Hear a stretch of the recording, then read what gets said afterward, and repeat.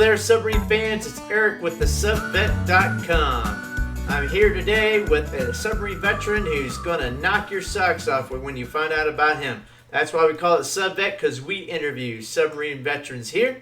Let me introduce this person. You already see him on the left right now. Let's talk about him a little bit. He is from North Carolina. He has a master's degree in technology management and business administration. He didn't even want to go in the military, but look at him. He's got all this submarine stuff on. But you know, he grew up in the great state of North Carolina, and he grew up with some good folks that raised him in a certain way where education was his main focus his entire life, and probably still some to this day. He has never stopped learning, and I think Rick here in a moment is going to tell you how important learning is anyways to achieve anything you want in life. But, you know, when he got out of high school, you know, all his friends, they were signing up left and right. They were joining the Army and the Marines, and they just went in. But Rick didn't want to do that. Focused on education. Decided to get his college degree, and that's what Rick did. And he finished up. He got that first college degree, and he said, no problem. Got a degree. I'm going to go get a job now. He goes out, tries to get his first job, and the people look at him and go, well, that's a nice, pretty college degree you got there, but what kind of experience you got? Rick didn't plan on that. He said, experience? Huh. So Rick, disappointed, ran by the military recruiter, still not even wanting to join yet, but ran into this recruiter. And he was one of them fast-talking recruiters. We know the type. If you joined the Navy back in the 70s, 80s, boy, they were talking a good game. It talked Rick into going to the Navy. But, you know, he's still an outsider. He didn't join the military out of high school, went to college first. He didn't even, so he joins the Navy, but he still doesn't want to go what everybody else is doing. He goes, well, what else you got besides just surface fleet? Well, we got submarines. Well, how you getting on that? We got to volunteer. Well, Rick, wanting to be different, he went on board submarines, and that's what he did. So finally, yeah, see him off to the left. He's got his pride runs, and we're going to get to Rick right there because I can't wait to introduce this guy. This is great stuff. But, you know, after getting that catch-22, not getting a job, you know, no work experience, he finally gets some experience. He gets out of the military, but learning is still on Rick's mind. He kept learning. He finished his master's degree, and he went off to become a civil servant for the government, supporting the Navy and still submarines to some extent today. Ladies and gentlemen, let's welcome Rick Kelvin Branch to TheSubVet.com. How you doing, Rick? Hoo-ah! Hoo-ah! Pretty good there. Eric, how are you? Oh, pretty good. Hey, I mean, your readout just goes on and on. I mean, I'd be here for another 15 minutes if I read everything you've done and what you're still doing today. But let's get into it, Rick. Let's talk about where you grew up. What was growing up like? Well, I was a grandmother's boy living in North Carolina. You know, my grandmother and grandfather and uncle raised me, and we was in North Carolina way back there with the corns and the tobacco and the hogs and the chicken and all that. So them being an old generation, in my immediate family, there was nobody who went to college. It was just you go to school, and when you get out of school, you go to work, and when you graduate, you go to work. So pretty much my grandma initially was, you know, preparing me for what's going to happen after high school. And she made sure I get up every morning and go to, you know, get up without issues because, you know, with life, you have to take these responsibilities and do what you got to do. As much as you hate it, you still have to do it. So me coming from this small county in North Carolina called Duplin County. And in Duplin County, I went to this high school called East Duplin High. East Duplin High is comprised of 3 elementary schools. And my elementary school was B.F. Grady Elementary. And the other 2 was Beulahville Elementary, where this high school was located. And also we had Chicken Pen Elementary. Doesn't sound like there's a lot of people here. There wasn't really a lot of people in your community. It sounds like a real small southern place where everybody knows everybody, right? Yeah, absolutely, absolutely. Now, if we was talking about just going to high school, I could talk for days of all the things that I experienced. But based on what this podcast is about, I want to focus on one of my classmates, one individual who really kind of helped me get to where I am today. And I got that Now, person up right now behind me. So let's talk. yes, Let's you hear the do. story. Yes, the person you have up there is one of my classmates, class of 1984, Miss Floretta Sharpless, Flo.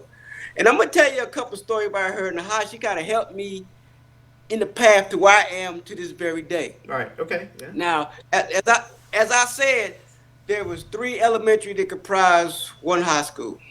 Now, being that I came from one high school and she went to another high school, when you graduate, you think you're grown. You think you're grown, you're a man about the world, so you try to impress all the guys that you know. Feels good. Yeah. Now, Floretta came from high school in Chickapin. Now, she was a triple threat. When I say by triple threat, she was a cheerleader, Got three things so here. she was athletic. Yeah, Cheerleader. she was a cheerleader, so she was Athletic. athletic. Okay. She was a cheerleader, so she was beautiful. Okay. Yeah. And Yeah. that third threat, she had 100 average in just about everything she was doing, so she was smart. So she was all three. So that was bragging rights, big time. So with my fellow classmate that I came from the elementary school with, I was straight up lying. I was telling them that, yeah, I'm here to the high school and I already got me the baddest girlfriend at the high school. And I was telling them all that, but she didn't know Right. that. Right. Right. So I was telling her that. So I'm gonna tell you a funny story. One day between classes, I saw all my fellow friends, my male friends in high school coming down the hallway. And I saw her, and then I saw Floretta on the stairwell. So I had to think, I got to time this. So I got to go up there and get next to her and start talking to her. So by the time my friends walk by me, it looks like me and her are like, doing boyfriend girlfriend thing. Right. Right. So I run up into the stairwells and she's talking to her other girlfriends and whatnot. And I asked her, okay, can I hold your books right quick? Can I do this with your book? And I don't know what happened, but somehow she found out that I was spreading lies about me and her being boyfriend and girlfriend. Uh-huh. So she, in front of everybody in the class, I mean loud, she said, I ain't your boyfriend. Oh my You God. ain't my boyfriend and girlfriend. You ain't gonna be all this. Man, if anybody ever seen that Fred Flintstone cartoon where he was getting chewed out by his boss and he kept shrinking, that's where I felt like, because it was perfect timing, the perfect storm. Because when she laid me out, everybody that I had told the story to caught the whole thing. So everybody knew that I was telling stories about me dating one of the most beautiful women in our class. And that was so embarrassing. And Got caught. to this very day, some 30 some years later, we still laugh at that. Yeah. That was funny. Uh-huh. That was funny. Now here's how she was a catalyst to where I am right now. Back also in high school, we had math together. Uh-huh. I was sitting over here by, where at the time I was embarrassed, so I didn't want to get too close to her.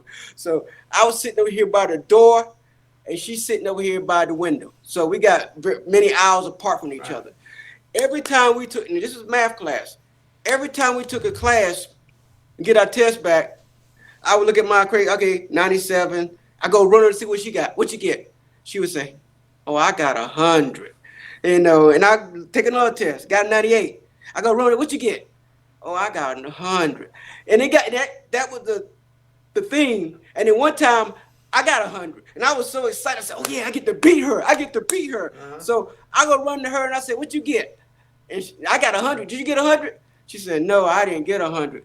I got 106. I got the extra credit. And it's funny because even though it was all about competition, I ended up learning stuff. I ended up learning math. I ended up liking math. I ended up learning math and liking math so much that I decided to go to college and major in mathematics. Right. And that's exactly what I did. Well, it sounds like you're East Duplin.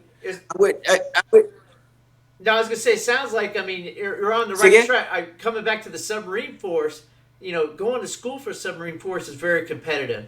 So it sounds like early on, you were developing skills that the Submarine Force didn't even have to develop for you because you was already there. Yes, you had this friend, you guys were competing, even though you said that little lie about the girlfriend thing. Yeah, it happens, Great story, by the way. But she Yeah. influences you, and you also talked about your brother and grandmother before we talked before. I mean, so you had two strong women influence you through this time period. Oh yeah. Oh yeah. And thank you, Floretta, for influencing me getting where I am. And if my grandmother were here, she would thank you too, because that was her mission, to make sure that I didn't slip. Uh, Because growing up in many environments, there are temptations out there that could make you go off the beaten path. And because of my grandmother, I don't smoke, I don't drink, I don't do a whole lot of stuff that are exciting coming up. But I chose to stick to getting that education to uh, keep and make my grandmother proud. Not only my grandmother proud, but my family proud. Which I hope I have done. so your grandmother and Floretta continued to be an influence on you. Sounds like you guys are still friends today, obviously. So Oh yeah, yeah, even through college. So yes, so we're getting into college now. I mean, we got through high school, and Florida still influenced you. That's probably another reason. But your grandmother wanted you to go to college. She wants you to go to college. So how was college for you? What was that experience like? I mean, you have more people now. You had more people. People influencing you to make bad decisions or good decisions. How was oh that? yeah. College was an experience because you got to understand, I came from a, I won't call it, how we call it, the boondocks, out in the woods. Because where we from, Duplin County is like farm area. So pretty much I came from the farm environment to the woods environment to a college where you got street lights, you got buildings, tall buildings, and multiple uh, ethnic groups of people from all kinds. And then also from college, you got people coming in from other states. So that's a variety of different senses that are stimulated going to college, that's associated with getting an education, because you're learning how All right. to operate and manage with people who are completely different from you. And that's a good experience. I mean, and that's like also you try to become more of a individual man and get the education Uh, and develop who you're going to be in the next phase, which I thought that's what I was doing. Right. So yeah, and you like I said before, because we talked before. You said your friends, your male friends, they were joining the Marines and Army left and right in that time period. Because it's '84, the military is starting to look good again. It's post Vietnam. So it looks like a good choice. I remember the commercials because I went in the relative same time. So they're going in Army, and you just didn't let that bother you. You followed what your grandmother wanted to do. Loretta do, but you get out of college, you got everything. I mean, you went to school, you had good grades, got the degree, you go to get the job. I mean, I know they gave you the whole catch-22 and where's your experience, but Yeah. how did that feel? I mean, did that kind of crush your spirit? Knowing, I mean, you did all that accomplishment, you did what you felt was the right thing. Absolutely, and it was scary because because your mindset is, because you see it on TV and they pump this in your mind that education is the pathway to success, and you get this college degree and you have to travel and travel to many places just to hear somebody say, no, I'm sorry, so what, you got a college degree, what can you do? And when you are not able to say what you can do, you feel like you wasted 4 years or five Right. years to get that piece of paper, because seemingly it doesn't mean anything, because a lot of places do not, everybody got a degree to the point that just having a bachelor degree don't mean anything. I mean, it means something, but it doesn't mean what you think it means. Right. So So life's a it's very series of disillusioned. I was gonna say life's a series of no's and getting knocked off your pedestal when Oh you think you're yes. somewhere. So was this your first hard no? Got knocked down?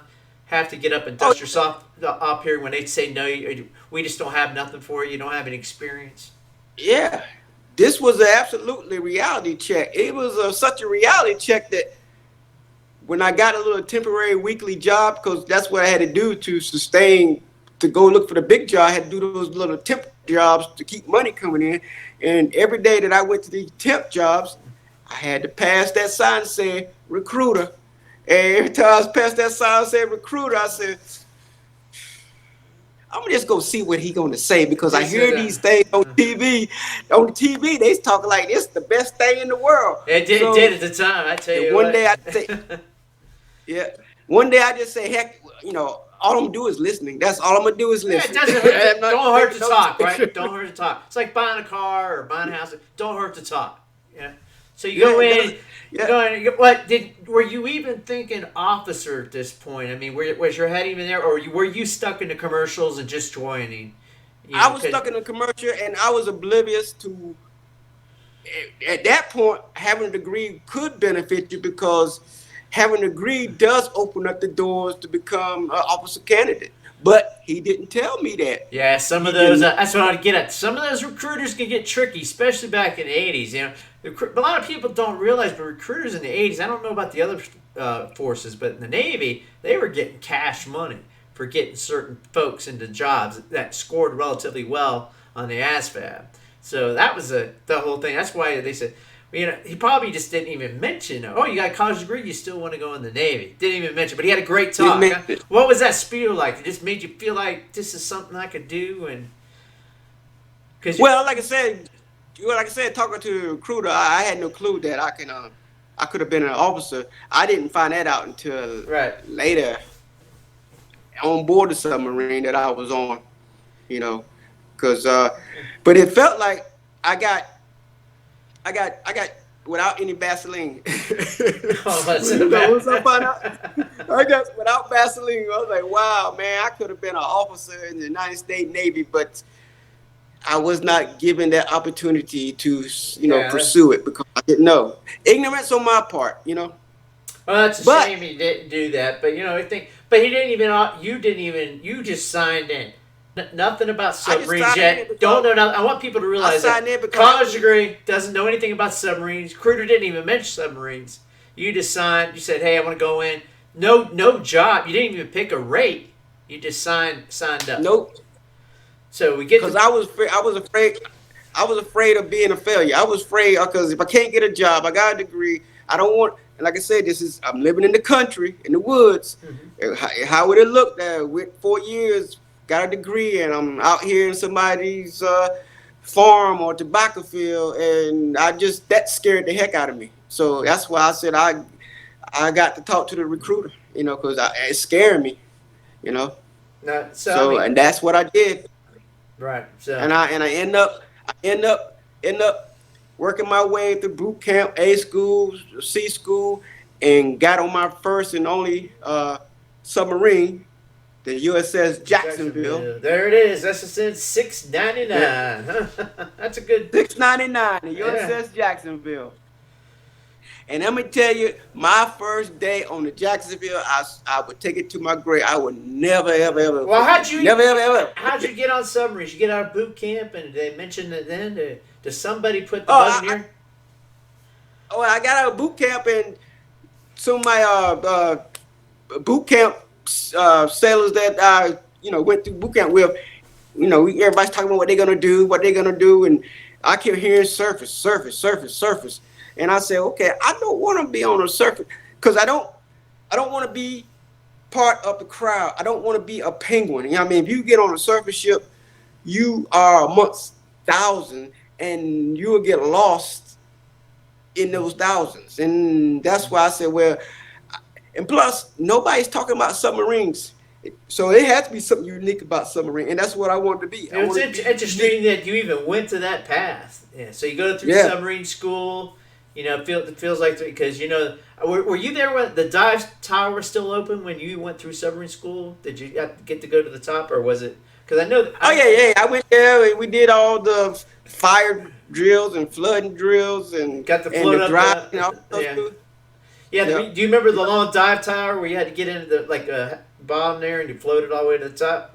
Did you have to do I that? don't remember doing that. I remember the driving simulation and the flooding casualty and the fire casualty that we had to put out. But I don't remember floating all the way to the top. They might But have I do had remember having to swim. they never had the Yeah. towers. But you coming from Carolina to South, a lot of us. I mean, I'm from the South. We know how to swim. Most of us do. Yeah. Because it's Yeah. hot. It's hot down Although, there. You're gonna jump into the water and cool off. yep. Yep. Just so you Got get to to. this. Go. Yeah, so this is a hard to believe. Joins Navy college degree. Doesn't even sign up with the rate. At least goes to submarines, which is a good thing. I think obviously because that's why we're here today. And then Yep. you get on there. You got no rate. You're not designated. So it's your first day on the submarine. I mean, what's it like? Does anybody say hi? Does a cop come here? You, hey, welcome aboard. What was that welcoming experience to the first day of submarine? I just want people that might not be a submariner to get an idea what it was like the first day on a submarine in the mid '80s. Well, going down the hatch for the very first time, seeing the environment on a submarine was a bit daunting because, like I said, I don't know if you noticed, I am a black guy, and I'm from North Carolina, which I have no problem with white folks, but because we all interact together, we're all into chicken farms in the back of field together, going to school together. But walking on a submarine going down the hatch on a submarine for the first time, and back in them days, the percentage is really like 90 to 10, 96 to 4, black to white. Yeah, black. It was usually three to four black. Because I was on several boats. It was about 3 to 4 black guys per crew. I mean, that was just as it was. Different jobs, but that's. But you were non-rate too. Again, which is a good thing. It's a good thing because that tells me, hey, this is something unique. Because not a whole lot of black people go on submarines. So yeah, I picked the right way to go. And we're going to get later. Let's get into if you felt like that was an issue at all at any point. But keep going. Okay. On my first day on the boat, and it's chow time, and I get in line, and like I said, I have no issue with white folks, but yeah, I'm in line not knowing what to do, but just follow suit, like whenever in Rome, do as the Romans do. Mm-hmm. Okay, to the left of me, I have white folks, and a row of white folks. To the right of me, I have a row of white folks. So. And just like we've been taught since kindergarten, you move and move until you get to where you're going. Right. So I'm in line with white folks on both sides of me. And all of a sudden, in the back, I hear somebody say, "Yeehaw!" There it is. Right. And at that point, that's all we had to hear. Right. But I heard, "Yeehaw! Hell yeah, I'm a redneck." And in my mind, my thought process was, I ain't gonna make it. I should have listened what everybody said. I should never join Submarine Force because if this is what I got to deal with this, because the perception is just hearing that means there's gonna be some racial tension on a vessel while you under the ocean, surrounded and can't get out. Right. And that's the first thing that came to my mind because I don't feel like dealing with that. I don't need that issue. Well, let's learn about this individual. Let's find out more about who this individual ends up not only being in the submarines, but in your life. Let's go ahead. But lo and behold, my friend here ended up being one of my best friends. Well, we're all friends and brothers on the submarine. But Keith here ended up being, I looked at him and he just touched my heart because he was already qualified because he'd been on there for a while. Right. And I was yet to be qualified. And for anybody who knows about submarine, when you're not qualified, your dolphin yet, you don't really have privilege to sit in cruise mess or to do any kind of galliwagging around. Watch movies or anything. Or anything, because if you caught not doing something, you will get harassed big time by those who are qualified. And this is Keith here behind me, correct? Yeah, this is Keith. All right. So I'm in cruise mess. I may have just stopped there for a second. It only takes a second. I'm in cruise mess, and I'm sitting there, and one of my other shipmates come by and said, "Hey, what you doing here in cruise mess?" And he said something out of the way. And this guy's little than I am. He's little than I am. He said something. He stood up and said, "Get off of him." He said, he stood up for me and said, "Leave him alone, chill and get back and do all that kind of stuff." And when he did that, I looked at him, I said, "Dad, I can't believe this is the same guy that said, yeehaw, hell yeah, redneck." And now he's standing up for me and, I guess you could say protecting me. And he's a little guy. And I was like, wow.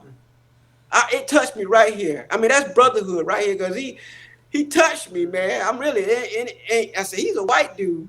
I'm a black dude. And he's standing up against another white dude defending me. And it's like, wow, man. I mean, that means a lot for first day, running interference. Your first impression is, I'm in trouble. But this guy ends up being somebody that's not only special to making sure you get qualified, but, I mean, a special friend still. I mean, yes, great story. So what rate was Keith? What was his job on the submarine? He was an ET. He's like ET. So and what rate did you end up becoming? And I'm furthest from where he is. I'm a machinist maker, A ganger. Oh my So gosh. so our world really don't mix on a submarine Uh-huh. because he does all the ET stuff and I do all the oil and greasing and turning stuff. So our world really outside of just passing on the submarine, our world do not combine in But anything. Keith took a liking to you there has to be a reason. First day, was he from the same area you're from? Maybe was he a Carolina boy as well, or No, I think he's in Florida. Florida? Okay, well that's where I'm from. Yeah, Okay, yeah. yeah. I'm not gonna say anything bad But about he was a Florida. country boy from Florida. Yeah, As he said, he's a redneck. back then there As was he a lot said, of he's a country. redneck. It was redneck, and he recognized another redneck. Huh? So another southern Yeah, boy. yeah. So he was a big. So he ran interference for you. He helped you get qualified. And, it takes 6 months to a year to get qualified. So it's a long, arduous process. And you're not allowed to, like you said, you're not allowed to watch movies. You can't get caught messing around. But you better have like a book in your hand that has something to do with submarine, or a piping tab. Back then is what they used to call them, or electrical tab. The diagrams. If you ain't learning, you are wrong. And if you're in the wreck, you were definitely wrong. So until you get qualified, Oh yeah. people don't realize how bad it was. But Keith You helped are a you. nub. Yep, you are a nub if you're not qualified, and people will harass you until you get qualified. But he stuck up for me, man. I could have cried. I could have gave him a hug because I'm like, wow, man. But thank you, Keith. Yeah, If so you ever Keith- see this, thank you.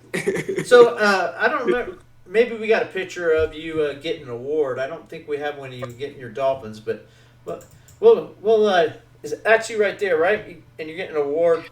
You think we're Yeah, ranked? that's me. That's me and Captain Traverso. He was the first captain when I got there, and I was getting my third class pin at the time, or I think third class pin. And if you look back behind me, there is an officer behind me, and that was our WEPS. That was Lieutenant John Mulligan back when I was on a submarine. Oh, there he is And back. an interesting thing about that is he currently lives in Virginia, and I do a lot of acting in Virginia. And I know it was a time when I was down there acting, he invited me over to meet his family because we hadn't seen each other since I left the submarine. And it was a nice reunion between he and I. And we got started talking, and he told me that he expects to see me as his second person that he know has an Academy or Oscar, because he has some friends now that has won an Oscar Academy, and he told me that I better be the second person that he knows that has an Academy or Oscar. So, John, I'm going to try to make you a believer and try to get the Academy or Oscar. That's or why. Image Award. So we haven't really gotten to this yet, folks. This is why that I invited Rick Branch on today. I contacted him. I saw his Facebook profile. If you go down on there, you see he's doing some government stuff, and you see he was a submariner. Definitely, he had to be that for me to contact him. I see him doing all this acting. So we're going to learn about not only being qualified submarines, but we're going to go into acting here in a little bit. But what base was this? What base was this right here? Was it Jacksonville? It was in Norfolk. So Jacksonville was out of Norfolk, out of the squadron out of Norfolk. Okay, yeah, go ahead. So we get our Dolphins, and where we go from here? Here, earlier I mentioned that the recruiter never mentioned to me about I could have went OCS because I had a college degree. Right. But as an A ganger, we work for the DCA. I think I got that jump right here. Yes, I bet you. Yes, he was Mr. Lieutenant Lieutenant Price. He was my boss, the DCA, and upon conversation, or I guess he must have looked at my records or something, he realized that I had that college degree. How many people did you tell people you had a college degree at all, or did you just kind of keep that to yourself? Well, I don't know if I talked about it because it wasn't, didn't seem relevant. Yeah, you're like, the college degree didn't work. This is a new chapter for my life, right? Yeah, it's a new chapter because the college degree didn't work for me, so I'm in a new storyline now. So, but anyway, the DCA, Lieutenant Price, the DCA Lieutenant Price found out that I had a college degree, and he set forth on a gallant try to get me into officer candidate school.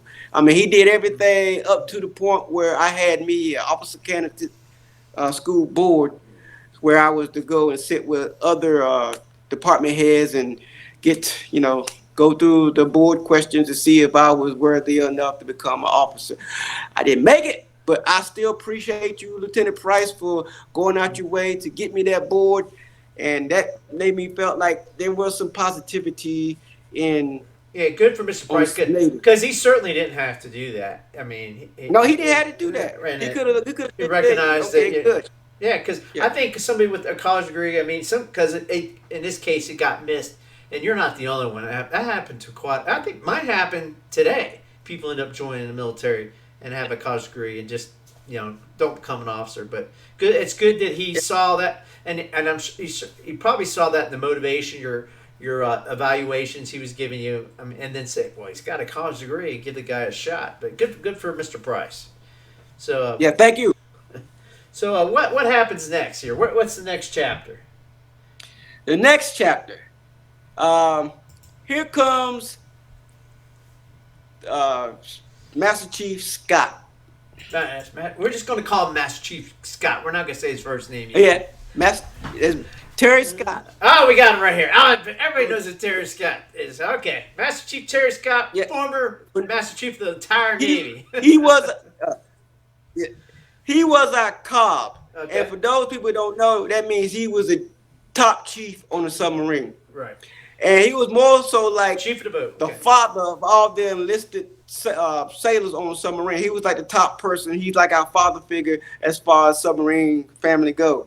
So here's an interesting story about our cob. And I love you to death, Terry.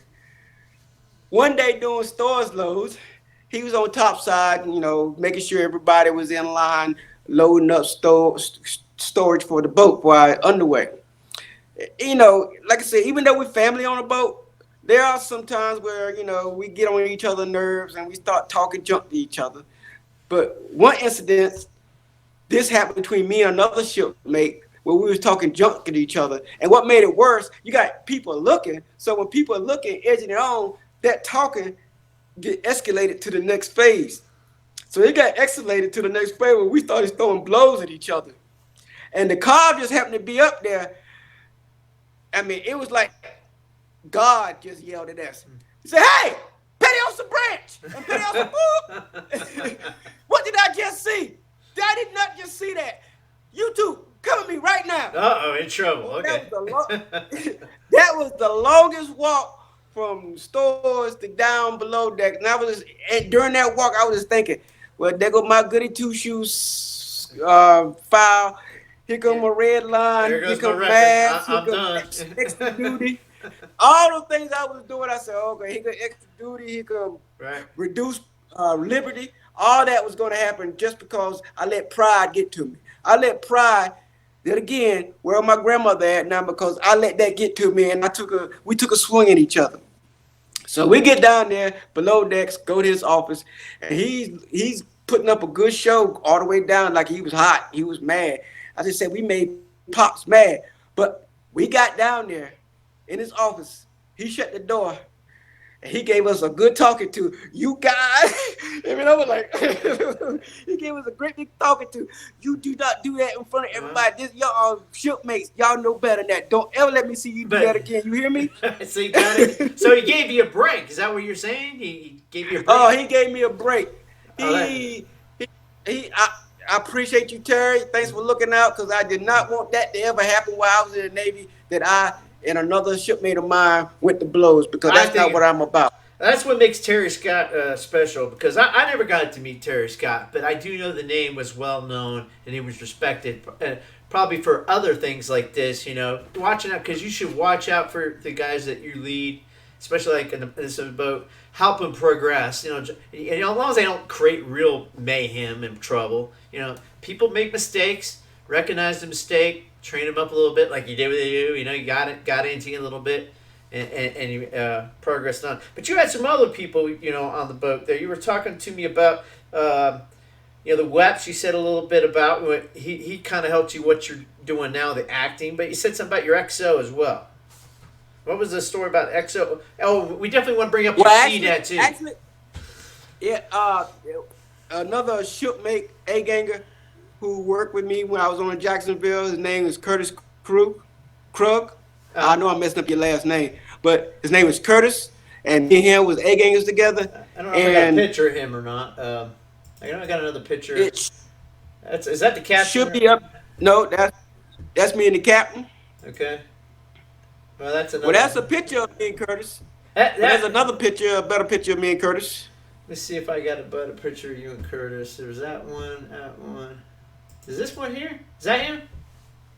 Yes. There we go. You know, he gives me a lot of bragging rights. I'm glad that we came up together on the submarine in Jacksonville, because to this day he is now a XO at the Portsmouth Naval Shipyard. So that's got to be a big deal to be the XO of a shipyard. And he went from being enlisted to becoming an officer, which that's right. I made a mistake because you told me you were enlisted with him, and now he's an XO. So he's been in. Yes. How many years has he been in the military? He's still active right now? Yeah, he's still active right now.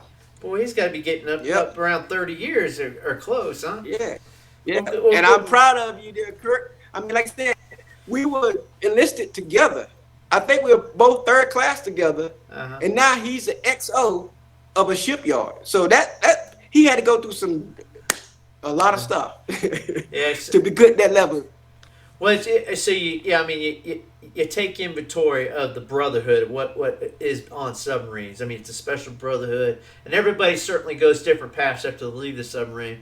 But even when you go different paths, you're still looking out for each other. You still talk to him, and you keep up with him, obviously, and he's an XO, and good for him. But he influenced your life path too. And I think it's what we all work together to accomplish a mission, whatever we had. But we also protect each other and looked out for each other.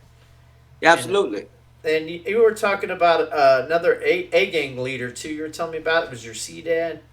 Yeah, my CDAD, Jim Gazzard. So what about Mr. Gazzard?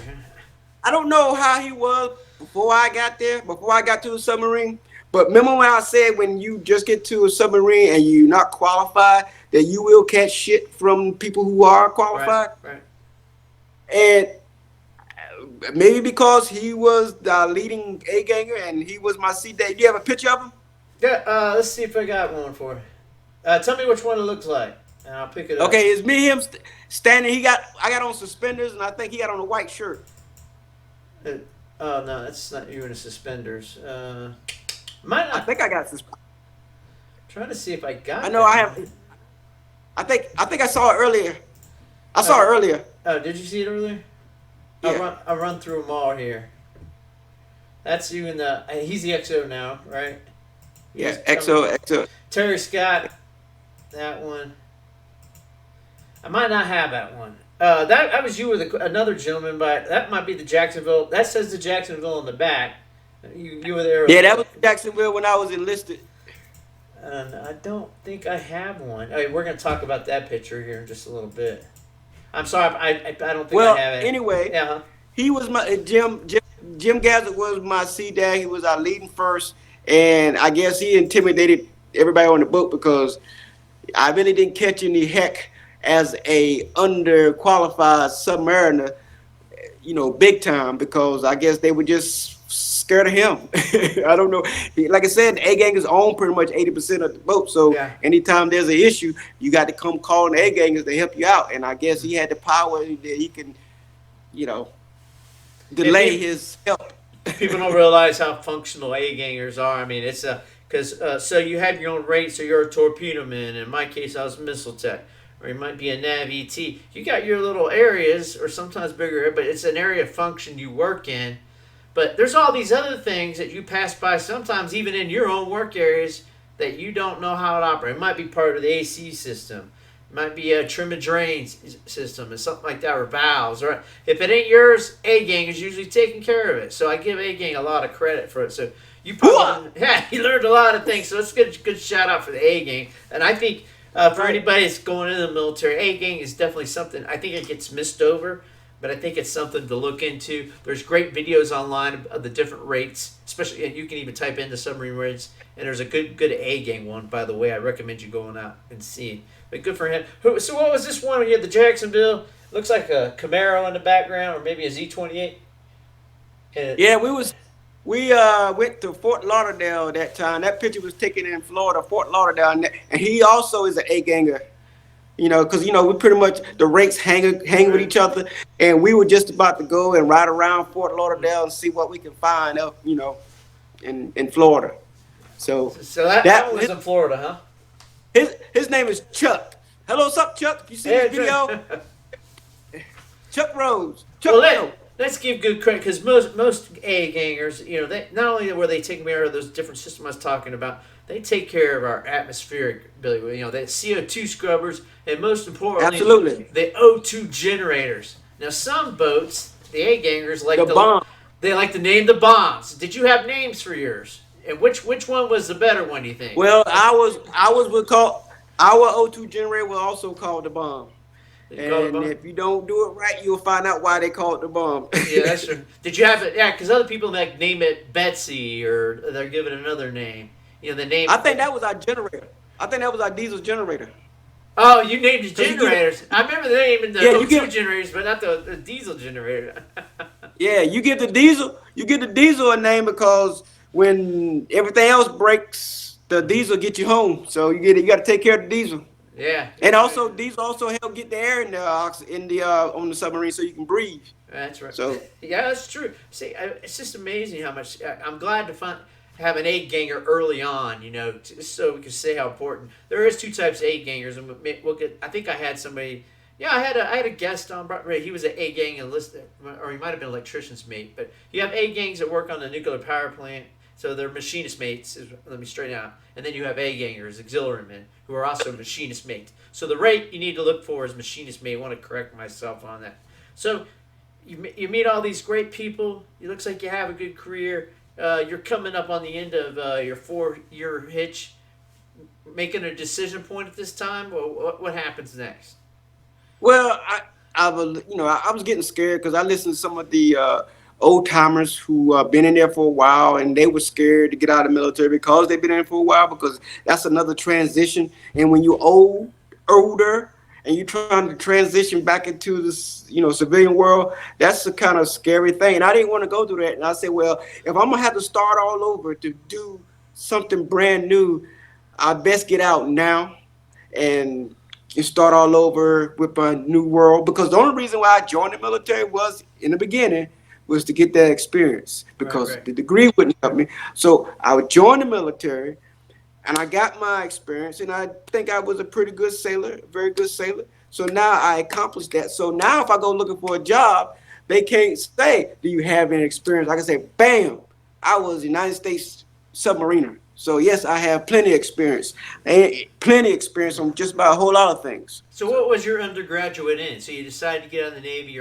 We didn't talk what your undergraduate, your college degree was in. What was your first college degree in?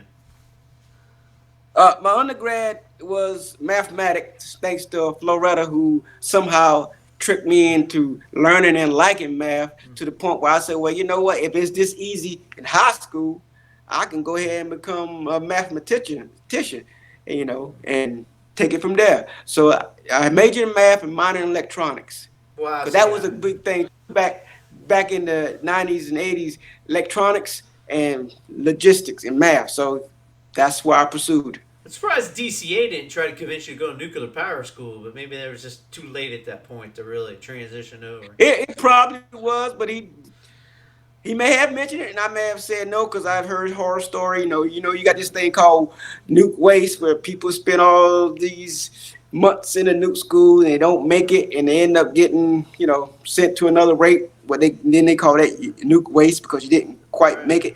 But like I said, if somebody had mentioned all this beforehand, I probably would have. But at that time, I just said I didn't want to do it. So, I mean, it's amazing that the Catch-22 happened to you with a math degree. That's a STEM degree. Usually there's places for people to get a job, but, it was the 80s. It was different economic times. But you get out with a degree in math. Now you got work experience. You could look at the guy that's going to hire you and say, Yeah, if your car's outside, I could take your car completely apart and put it back together again. I got experience. Yeah. So, Yes. Yes. Absolutely. so what was your first job when you got out of the military? Was it a civilian job? I, you know what? The way you say that, I'm gonna have to correct. To me, it seemed like I never left the military. I, since 1991 to this very day, I am still associated with the military, Well, let's and get it's this funny. straight. Yeah, somebody didn't want to go in the military, Yeah, then gets yeah. out. That's what. So are you telling me you were still associated with the government at some? You're not a civil Yeah, servant, are you? You work for the yeah. government? I'm a Somebody? civil service, and that's what's so funny, ironic about it, because before 1991, I would say you wouldn't get me in any military branch. I'm not going. But from 1991 to 2000 and what is 20? Yeah, 2020, yeah. I've been in the military that long. I am still associated with the military for over 40, 30, 40 years, 30 years. Well, you were stationed in a good place. Norfolk's a good place to when you get out. There's a lot of connections there, a lot of government jobs Yes, down that area. I mean, Norfolk goes all. I mean, it's not too far away from Washington D.C. That whole area. There's all. If yes, you stay in that area, there's all kinds of government opportunities. And even in the aerospace yes. industry, the shipyards. I mean, you name it. I'm surprised the shipyard didn't try to grab you. That's another one. Well, actually, after I left, after I got in the military, my grandmother had already passed the year before, so I didn't want to go back to North Carolina.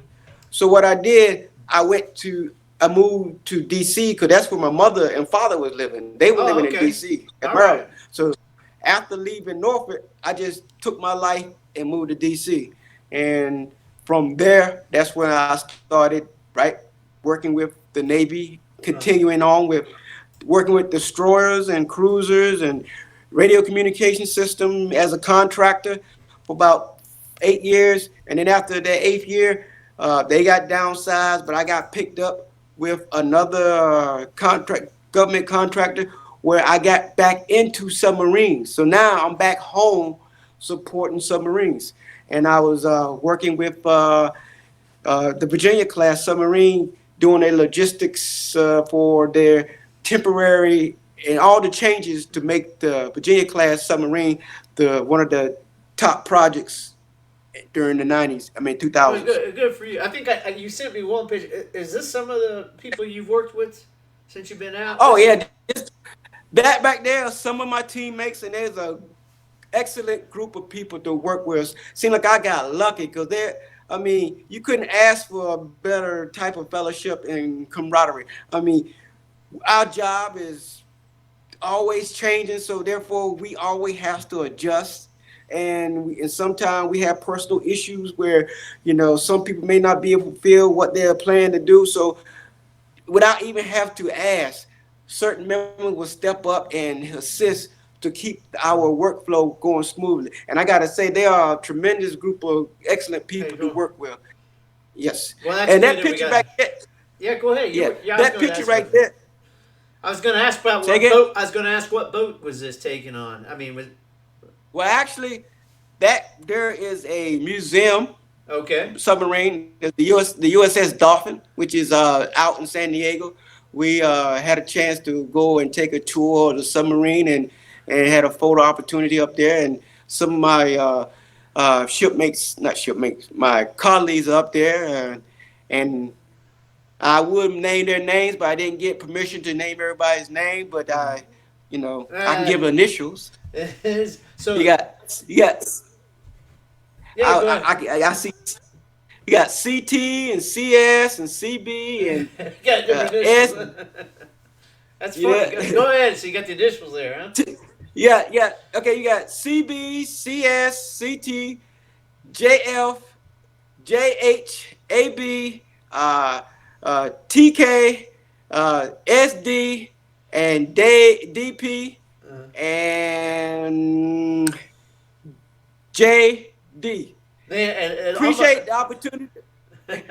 Appreciate the opportunity working with y'all. Y'all a hell of a people to work with. Nice. Thank you, fellas and lady. yeah, I mean, That right there is yeah. Go ahead. Let's talk about that. this picture here is a picture once I started working as a civilian servant, I find out that I may be near the Jacksonville, which was my old boat, Oh, that's in and I Jacksonville said, back there. Wow, yeah.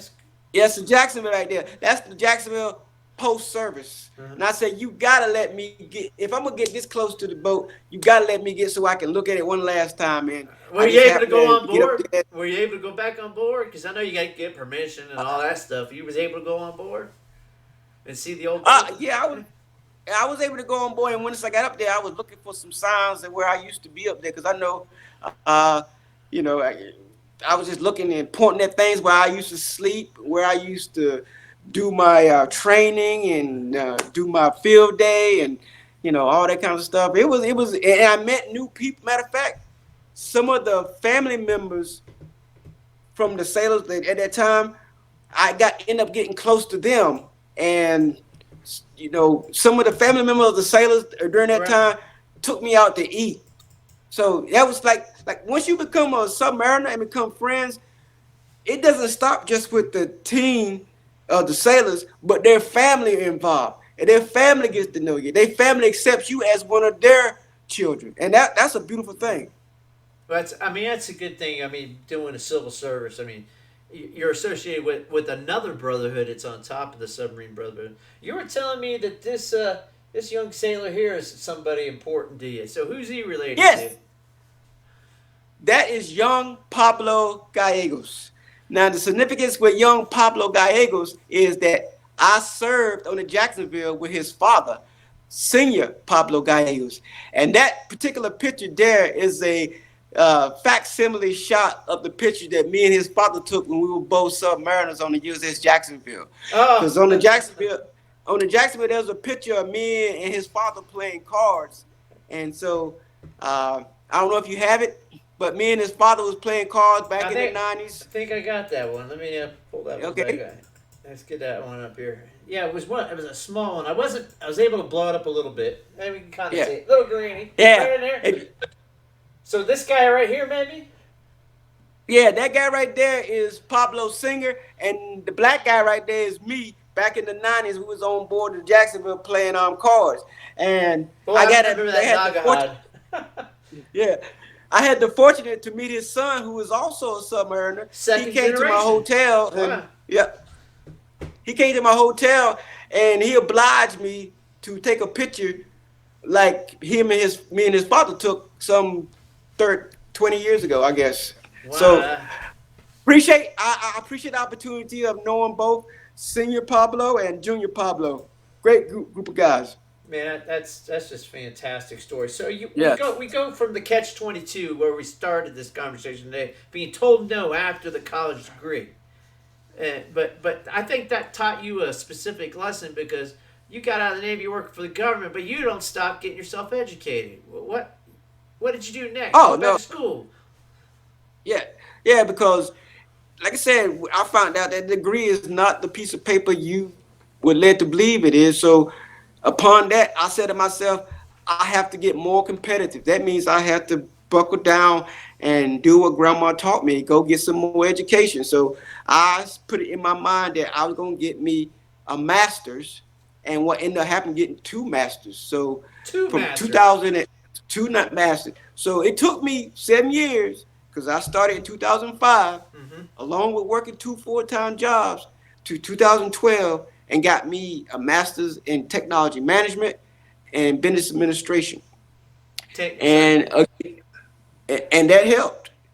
Finally, the piece of paper helped. that's So one. that's what I'm saying.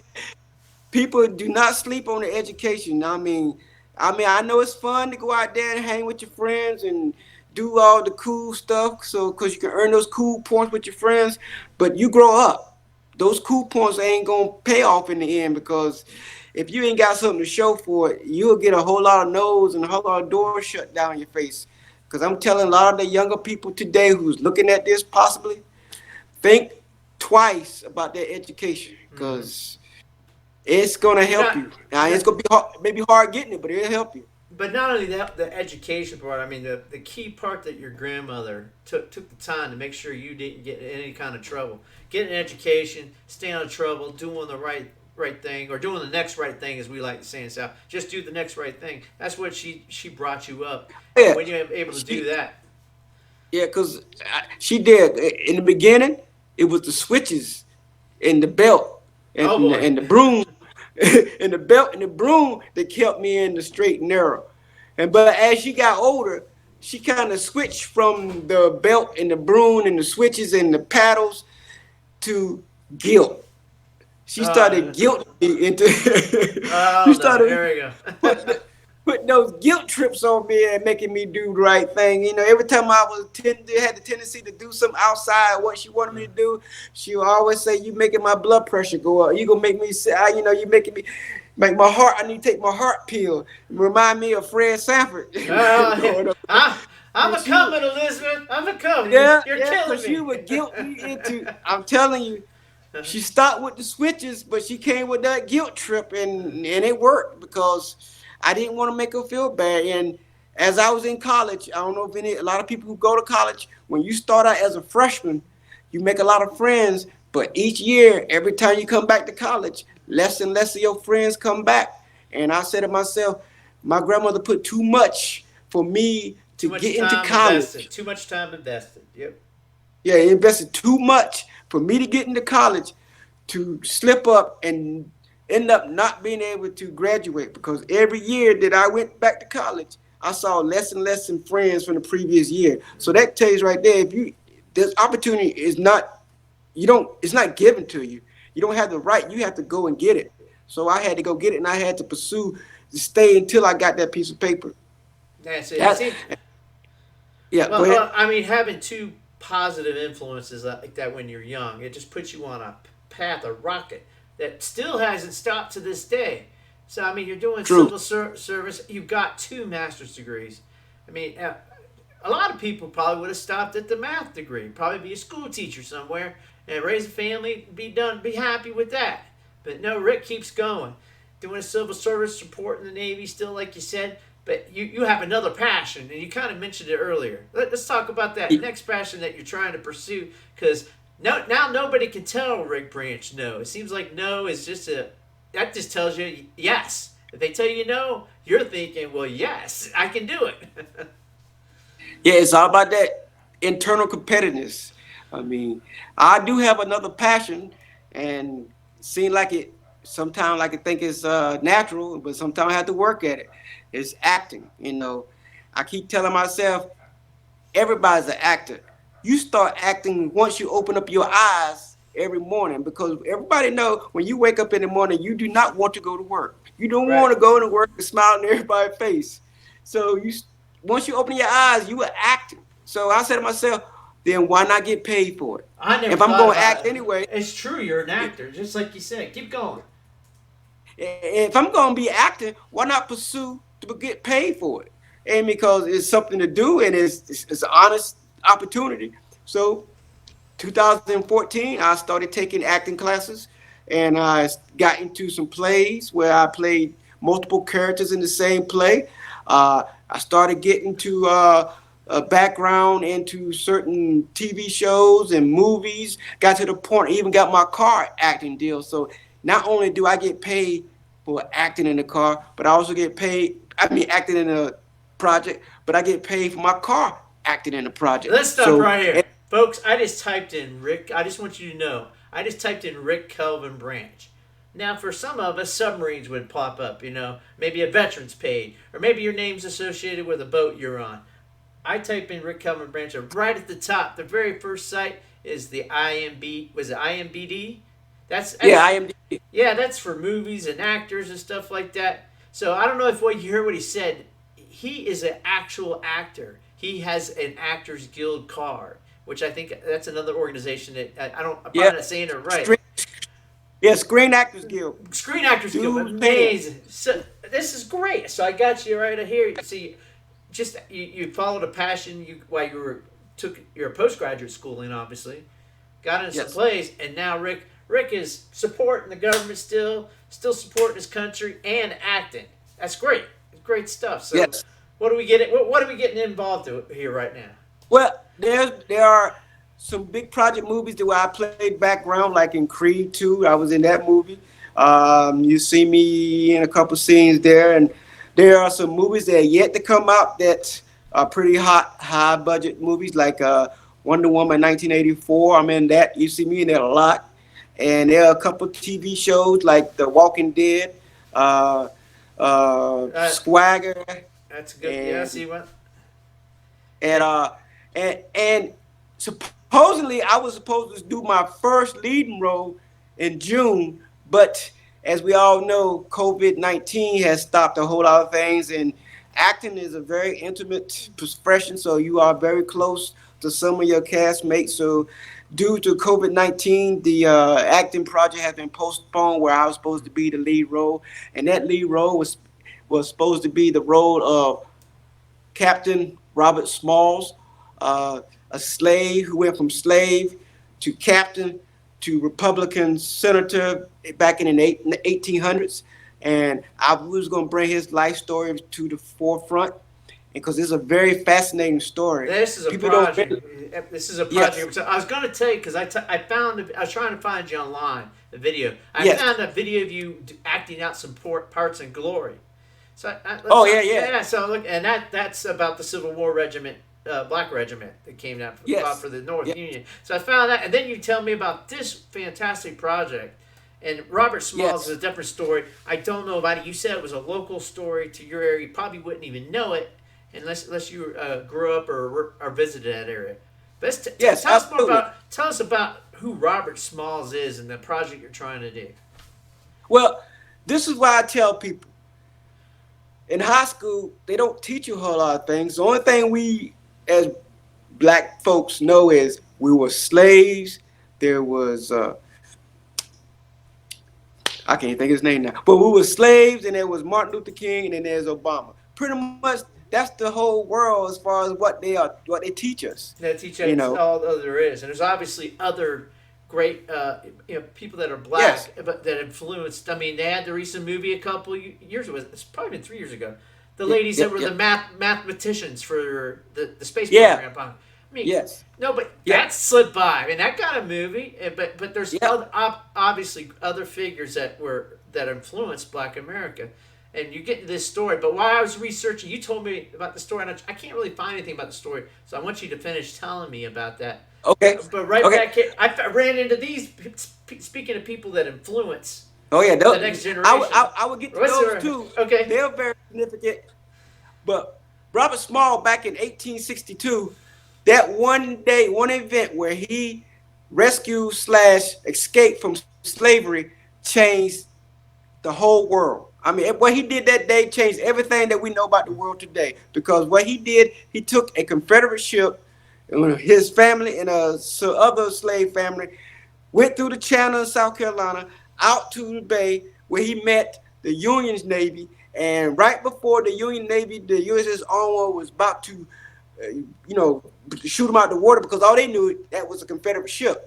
Right before they were about to get blown out the water, Robert Small's wife, Hannah, had the idea to take a white sheet and wave it like this. And by waving that sheet like this, the USS captain on the USS Onward noticed that everybody on that boat are black. had So from cannons that, already tracked. You know what amazes me is how did he even get it out there? How did he sail it? I mean, he stole the because boat. Yeah. So what? because as a slave, that was his job as a pilot.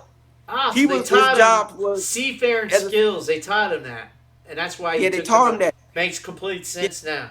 Well, it's a good yeah. thing he had As a that woman. slave, yeah, as a slave, his job as a slave was to take the USS Planner and take stuff back and forth. Also to put out mines into the bay. I guess they call it a bay or channel, whatnot. He put mines out. He helped put the mines out in the Battle and Bay, so he knew where all the mines were. So when the Union ship come in, they would get blown up. So he had a whole lot of good information.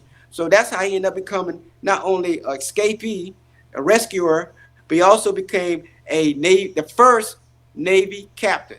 He became the first United States Navy captain. And from there on, he did many other wonderful things. But we could talk all night, all the things he did. But nobody knows this. They either Yeah, know this is a Slade, story that Nat needs to get Turner, out. Yeah. Washington Carver. Yeah, So, yeah. so, so And here we are today. Uh-huh. another first. Go ahead. I mean, it's I amazing said, and to this stories. very day, what you have back behind you.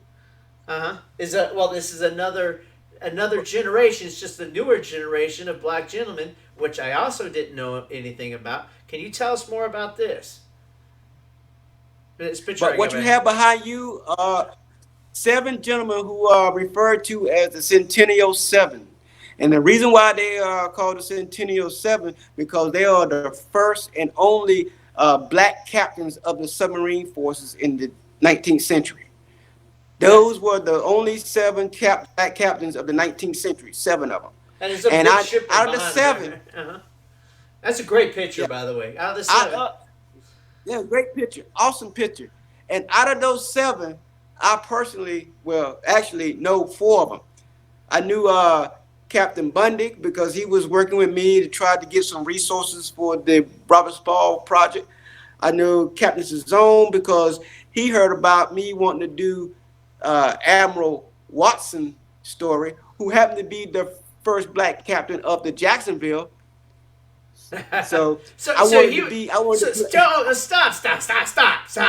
So Terry Scott's your play. cop, and so this guy ends up being the captain of the Jacksonville. He wasn't on at the same time, but I mean, it's funny how life has just seemed it wraps around for you, and this guy ends up being the captain of the Yes. Jacksonville. Unbelievable, a great story. Yeah, it's a great story. He was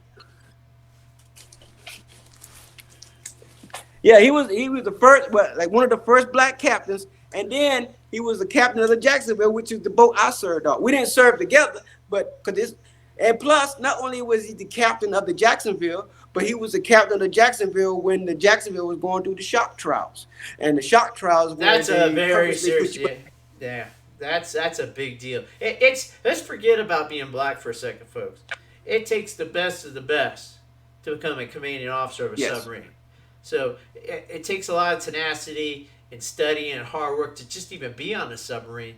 But then you got officers, they got a whole nother. They got to learn the reactor. They got to learn how to be weaponeers. Got to learn navigation of the boat, and then driving it, and then they got to learn to be leaders. And then after all that, if you excel at all those, they might maybe put you in the XOCO pipeline. So and to go to shock trials, very few commanding officers even get to do that, and because that's where they put a submarine through, all the like if it was in a combat situation, depth charges and you name it. So he got to do that on the Jacksonville, huh? yes, yes. So that's a lot of bragging rights, and I hope that Yes, it that is. project comes to fruition. And I would love to play Captain Watson then, who ended up being the admiral himself. Oh, so he became an admiral too. So we got two Yes, movies. We got two movies that got to get figured out. We got Robert Smalls, and we got this captain here, Captain Watson, Admiral yep, Watson. Great stories. So yep, I mean, I'm really glad I yep. reached out to you, Rickus, because I wouldn't know anything about this stuff. So you told me about Wonder Woman 1984. This is a new movie that's supposed to come out already, but you had like a small part that we might see you in Wonder Woman.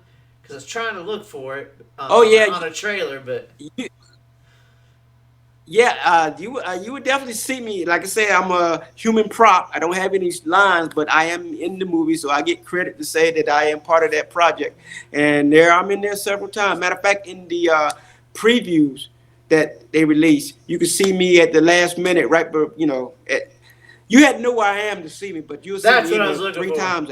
You said it's going to be a story Yeah, you could tell yep. your grandkids you got knocked out, by Wonder Yeah, Woman. I can honestly say as a submariner that I have been actually hit by Wonder Woman. Wonder Woman had actually hit me. Not too many people could say that, uh-huh. but I can say God is true that I was hit by Wonder Woman. And that's some bragging rights right there. I can Yeah. tell my kids when they look at that cartoon, I say, "You see that woman right there with that doing all those things? She hit me." So sailors we like to Yeah. embellish and tell tall tales, anyways. But I mean, Oh yeah, yeah, you was yeah, like yeah. you weren't in Wonder Woman. Well, Rick Branch can say yes. Not only as a Wonder Woman, but I'm an actor. I have an Actors Guild card. What else you need? I mean, I got it going on. So, but to get some of these other stories out there, like the Admiral Watson you're saying, I think it's really important to focus on Robert Smalls here because I mean he gets he probably got some kind of battlefield commission to become a captain. Ends up being a leading role in the battle between the North and the South. And he becomes a general. I found that out. So he also, you were telling me, he didn't stop that. So he becomes a captain, a general in the Northern Army, and then he becomes a politician after that. Yep. After the Civil War was over with. So who was he Yep. at that point? I mean, what was he doing? Was he a senator or a Well, congressman or? he was I think he was a Republican congressman. He was a congressman because Congressman. I did a monologue. I did a monologue of him giving a congressional speech to the House and whatnot. So he was a congressman. Not only that, here's something fascinating about this. No, he got a lot of money from helping out the Union and All whatnot. right. He bought he bought the very house that his slave master kept him in. No, So he kidding. bought that house and Unbelievable. and Unbelievable. and he allowed the master's wife to live there to her death. And even though to her death, Uh-huh. she, because she was kind of old, she didn't see Robert Small as Robert Small, the politician, the great captain. In her mind, he was still Robert Small, the slave, and Really? he allowed her to live in the house until her death. Huh. I mean, And that movie is gonna be a powerful movie. It's gonna be a powerful movie because it's about not Robert Small per se, but it's about relationship. It's about black and white relationship, rich and poor relationship, man and woman relationship, old and young relationship. It's all about the relationship that was going on in the 1800s, which is more powerful. So it's not just about Robert Small taking the boat and becoming, you know, uh, congressman. It's about how the world was really operating right. together and against each other. Because you got to understand, he just embarrassed the Confederate. Uh-huh. See, so there was a bounty on his head. So it wasn't all sunshine. There's gonna be some stories part where his life was in danger because now people got bounties on his head and they wanted to kill him because not only did he steal a ship, but a black man just embarrassed them. So now Yeah. his it's gonna be some good scene and people should really prepare for this because it's gonna be a So, doozy. And one other thing I want to mention, yeah, I was going to say, who's helping you with this project, getting this off the ground? I mean, who's yeah, that's all what I wanted to involved? get to. The movie is based off a novel called The Man Who Stole Himself, and it was written by author and screenwriter The Man of Thomas Soul, so it's Thibodeau. a great I'm movie. pretty sure I'm messing up your name, Tom. Thomas, so you can correct me later. And the he was the author and screenwriter, and the producer is Owen Palmiotti. All right, Owen and Paul. I know I messed up Owen and Thomas. I know I messed up your last name, but you'll correct me later. And it's funny how we met. We met through Facebook because I was pushing this should be a story about Robert Small to because he's fascinated. I'm tired of just hearing about Martin Luther King. There's more than Martin Luther King. And Thomas saw my post and he said, "Hey, I have a book about Robert Small. I'm interested in talking to you." And then later on, Owen said, "I learned about Robert Small when I was in high school, and I said when I grow up, I'm going to make a movie, and I'm going to make a movie about Robert Small." So we all got together, and we ended up becoming, I guess, the Three Horsemen. And I forgot what Thomas called that, but it's a I guess a Greek uh, where you got three horses pulling a cart. I forgot what they call that, but they got a All horse right. here, a horse there, a horse in the middle, and they all pull it, and that's what we call ourselves. And they are a great team to work with as well, and we're trying to in how you educate and inform the world Uh-huh. of this magnificent person who, cause of what he did that one day, affects what we're doing today. 2 day. I mean, it's important this story gets out. I mean, you said hardly anybody knows about this, and I'm like, what? It's a slave story. But no, you're like, you don't understand. This guy became a captain and a general, and it doesn't stop. So it kind of, I mean, Forrest Gump was a fictitious thing where he just kind of fell into history. But this guy, he wasn't fictitious. It was the real deal. History wrapped around himself, and by him doing certain things, things could have turned out better. And it kind of shows you that the tenacity of trying to do the next right thing. honoring your family like you've done, picking yourself back up after somebody says no, like you've done. I mean, it tells the whole story of how you get back up, you keep going, and you never stop. And good things will tend to happen. It takes hard work. You get disappointed, but it kind of tells a life story. And I think it's really important that this story not only get out Absolutely. for the black community, certainly the black community, but for people in genuine need to hear stories like this, because I think people are losing faith in period in society, and especially in these times. It just seems like things with the virus and everything is going on. I mean, this is a good story if you could get it put together. That a good feel good story, kind of like Forrest Gump, but you wrap all that stuff up. You guys do it right, it'll be a fantastic movie, and you might be able to get that award. That's the objective. So, are you trying to be? That's the objective. You want to be a leading role in this? Again? You trying to be in a leading role? Yeah. Yeah, I pretty much will be playing Mr. Smalls. That's fantastic. That's why I haven't cut my hair in a while, Yeah, because I got to try to stay in that period piece, because he had hair like that, so I'm trying to let it grow so I can fit that role. I don't think you did have it on your Facebook channel.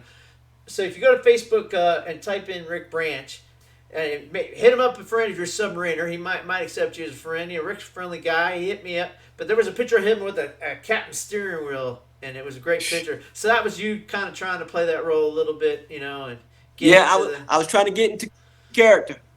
Man, that's a great story. I was trying to get into character of Mr. Small, and I've been coordinating with his family, so his family are excited, and I'm trying to make them proud too, because, like I said, he was an actual person, so he has family to this day who you got to represent him as as who he was, a very brilliant man.